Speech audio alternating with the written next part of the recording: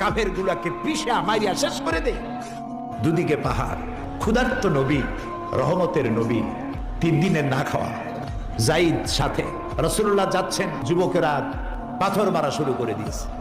ইট গায়ে মারলে, মাটি গায়ে মারলে তার এক রকমের ব্যথা, আর পাথর মারলে ব্যথাটা কি হয়? শরীর কাটতেছে, রক্ত ঝরতেছে। রাসূলুল্লাহ পড়ে গেলেন।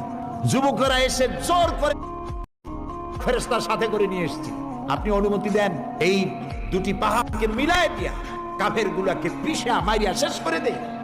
দুদিকে পাহাড়, ক্ষুধার্ত নবী, রহমতের নবী, 3 দিনের না খাওয়া। যাইদ সাথে, রাসূলুল্লাহ যাচ্ছেন, যুবকেরা পাথর মারা শুরু করে দিয়েছে। ইট গায়ে মারলে, মাটি গায়ে মারলে তার এক রকমের ব্যথা, আর পাথর মারলে ব্যথাটা কি হয়? শরীর কাটতেছে, রক্ত ঝরতেছে। রাসূলুল্লাহ পড়ে গেলেন। যুবকেরা এসে জোর করে ধাক্কা মেরে জবরদস্তি করে হাঁটালো, আর পাথর মারলো, আবারও পড়ে গেলেন। আবার জোর করে দাঁড় করে আবারও ধাক্কা মেরে হাঁটাচ্ছে। আল্লাহর ফেরেশতারা কাঁদতেছে রাসূলুল্লাহর অবস্থা দেখে।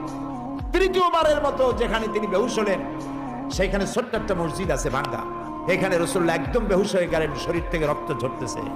যখন তিনি হুঁশে এলেন, হযরত জিবরাইল বললেন, ইয়া রাসূলুল্লাহ, আপনার এই কষ্ট দেখে অসহ্য হয়ে গেছে, আমি পাহাড় পরিচালক ফেরেশতার সাথে করে নিয়ে এসেছি, আপনি অনুমতি দেন এই দুটি পাহাড়কে মিলায় দিয়া কাফের গুলাকে পিষা মাইরিয়া শেষ করে দে।